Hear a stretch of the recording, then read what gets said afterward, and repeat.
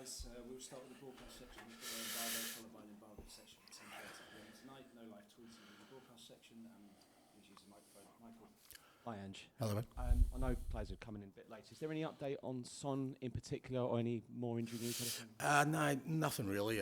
Sort of the last update I got was late last night, and he was a bit sore after the game, obviously. The extent of it, we kind of need to see how he recovers today. There was a couple of others with some knocks, but I don't think anything else significant.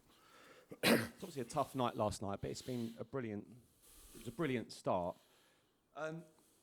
Is there a sort of a message? There's going to be difficult periods.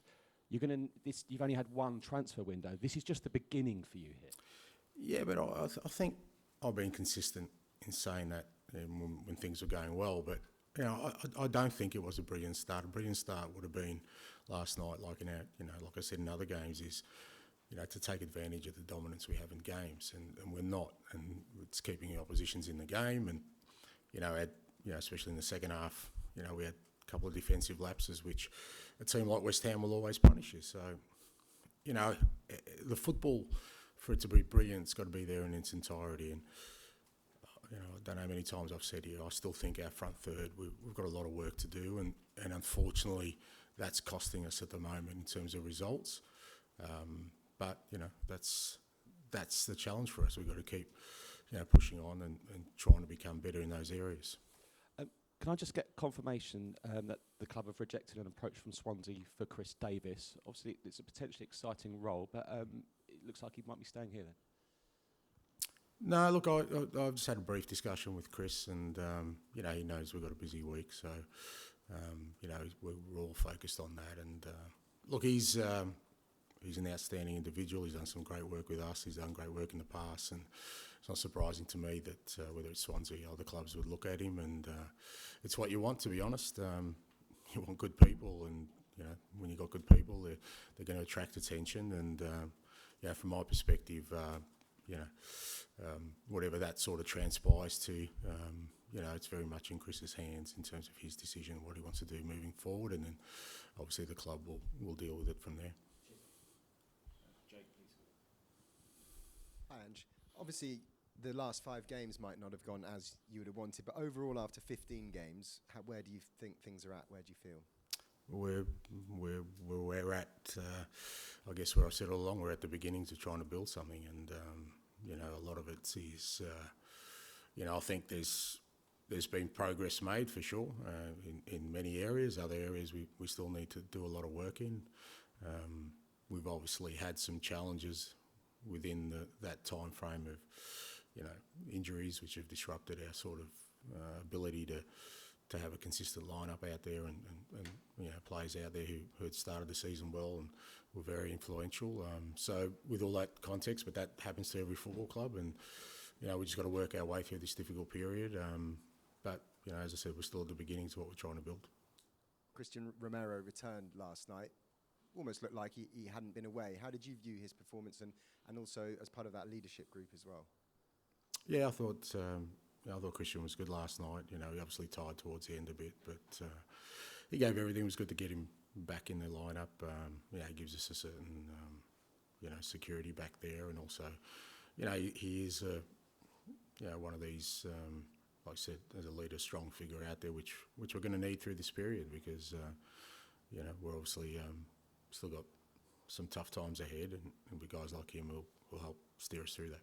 And just lastly, Newcastle, obviously on Sunday, they've struggled a lot away from home this season, certainly more than they did last season. Is there anything that you've seen in their performance as to why they might be performing differently away from home? No, but it's fair to say Newcastle are probably the only other club that have gone through anything like we have from an injury perspective, and that's going to affect every club. And I think they've actually battled through it reasonably well, very well actually, considering the amount of disruptions they've had to their first team squad and the challenges they've had. And I think any club in the Premier League that goes through that sort of period will find it hard to get a consistency in results. But it'll be a tough game on Sunday for us because again they've got a team that do have goal threats, and they work hard as a unit, and we've got to be able to match that.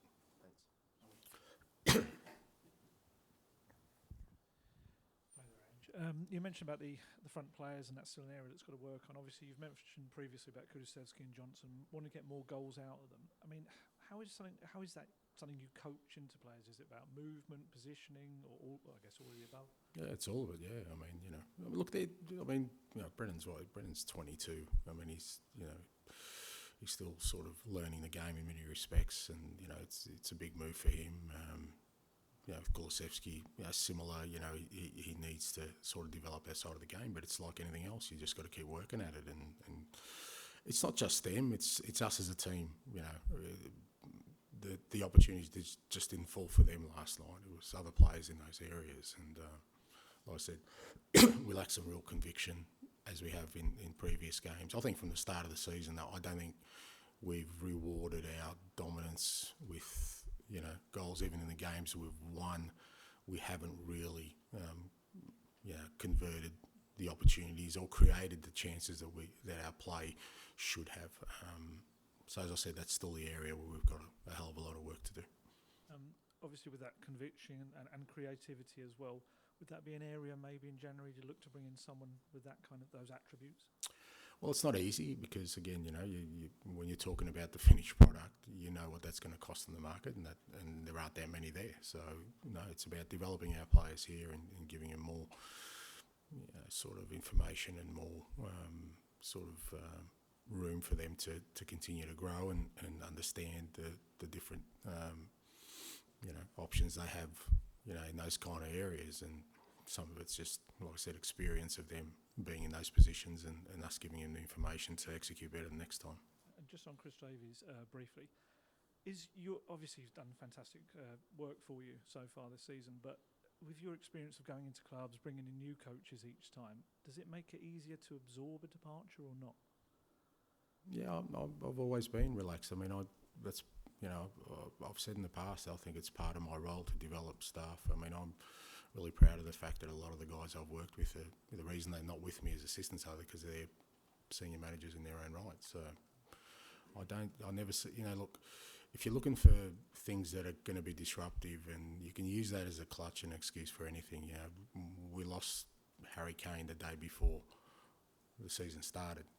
There's a disruption. We've lost half a squad after one game. There's a disruption. If you let these things, there's always going to be. You can't work in a vacuum where everything is perfect. And for me, I've been relaxed in these kind of situations because I always believe that the environment will cover whatever sort of challenges we have if we get it right.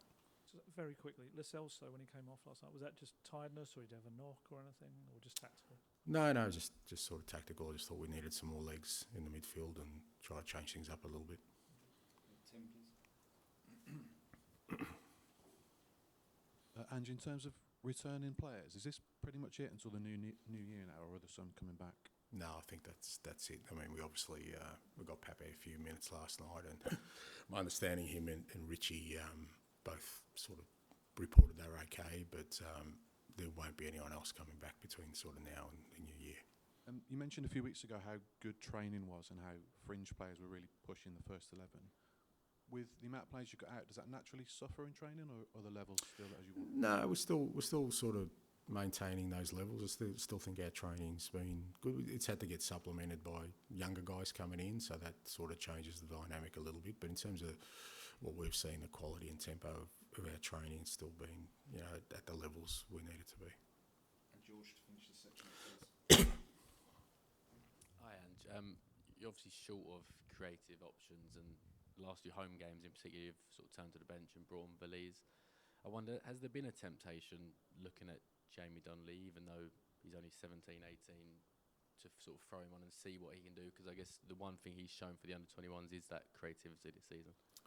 Look, he's in the squad, and all these kind of decisions are made within the context of all the information I have.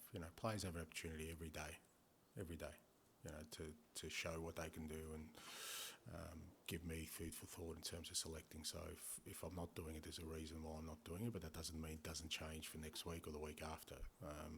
It's not just about the games they play, it's about what they do on a daily basis. But certainly Jamie's, I think he's developing. I think it's benefited him sort of training with us regularly now. He's pretty much, a permanent fixture in here, and within that context, I think over the next few games, if he keeps developing the way he is, he'll get an opportunity in a game as well.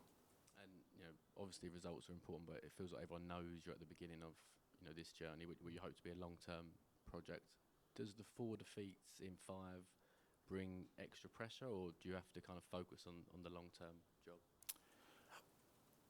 I guess neither on both. The pressure is the pressure. It's always there. It's how you kind of treat it, and I've never let it sort of guide my path or my way forward. I mean, I just think I've got a clear idea about what I'm trying to do, and we'll keep methodically working against that and being really disciplined about that.